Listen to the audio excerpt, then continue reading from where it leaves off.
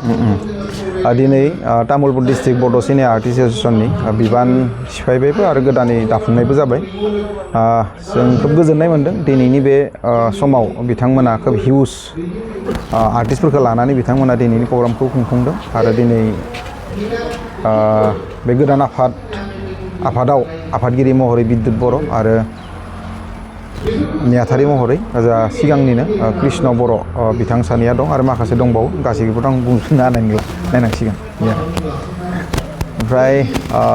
थांनाय समफोरनिख्रुइ देग्लाय जा दिनै गेदारिं जादों मिटिं जादों बेयाव गोजोननाय मोनदों जों गोदान आरो गोजाम माखासे महरगिरिफोरा ज' जानानै दिनै बिथांमोना खुंदों आरो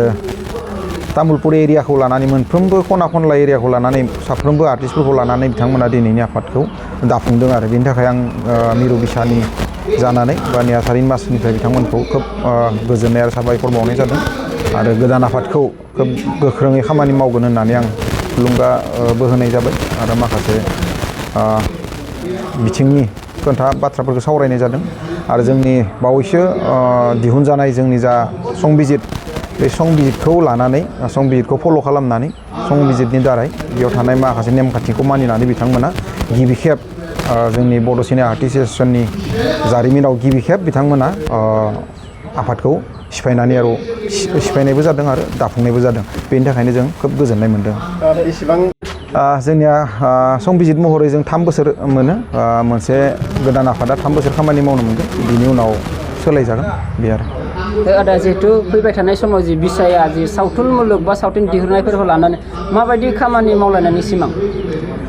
जों बेसिकेलि जोंनि महरगिरिफोरखौ गिबियावनो खौसे खालामनाय खना खनला आरो गोदान आरो गोजाम जिखिनि महरगिरिफोर दं बिथांमोनखौ जों खौसे खालामनानै ज' खामानि मावलांनाय बे जोंनि बेसिक्स खामानि आरो नैथियाव जोङो बड' फिल्म एवार्ड फांसन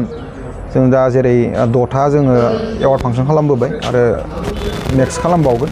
आरो बे एवार्ड फांसनाव जों बर'नि गेजेरावल' एवार्डखौ दोना हला जोंनि जा बड' फिल्म एवार्ड बेखौ जों बर'नि गेजेरावनो दोना हला जों थांनाय बोसोरनिफ्राय जा सर्ट फिल्म खालामनाय जादोंमोन नन बड' केटेगरियाव जों मोनसे सर्ट फिल्म कम्पिटिसन खालामनाय जादोंमोन उइदिन नर्थ इस्ट जोंनि नर्थ इस्ट इण्डिया माने जि सानजा सा भारतनि स्टेट्सफोरखौ लानानै आरो दा बे देग्लायबो जागोन आरो उननि समाव जोङो फिचार फिल्मखौबो जोंनि उइदिन नर्थ इस्ट बा नर्थ इस्टार्न स्टेटफोरनि गेजेराव जों बेखौबो बादायलायनानै एवार्डखौ होनाय जागोन आरो बिनि उनाव जों लासैनो हायोब्ला जोंखौ जुदि सरकारा अनोब्ला सरकारा फान्डफोरखौ एगारोब्ला जों उननि समफोराव जों नेसनेल लेभेलावबो जोंनि बड' फिल्म एवार्डखौ जोङो होनायनि बिथांखि लागोन।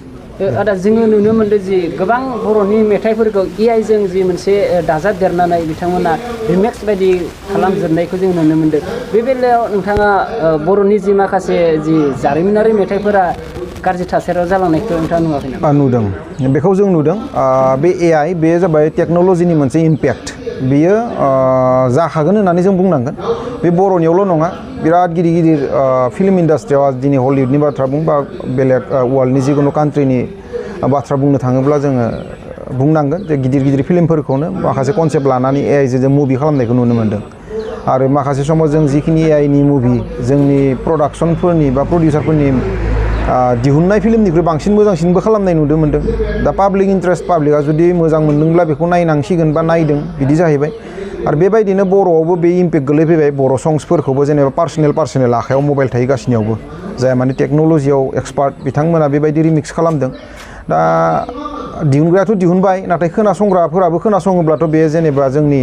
सा खारनानै सा टेक्न'लजिजों सा बारहावाजों खारनानै बे इम्पेक्ट गोलैखागोन दा बे बुस्थुखौ कन्ट्रल खालामनाया एसे गोरलै नङा जिहेतु बे बुहुमनाङैनो जादों दिनै जोंनि बर'आवल' जायाखै बे एसामिसावल' जायाखै बलिउड हलिउडआवल' जायाखै जे बुहुमनाङैनो बेनि इम्पेक्टआ दा सोलिगासिनो दं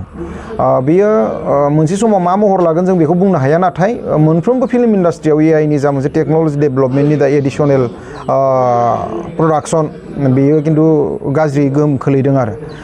नाथाय आं मोनसे बाथ्राखौ बुंनो नागिरो AI ब्लाबो जा अरिजिनेल जों जायनि गारांखौ मोजां मोनो जायनि गाराङा जोंनि गोरबोआव हाबना थायो जों बै गारांनि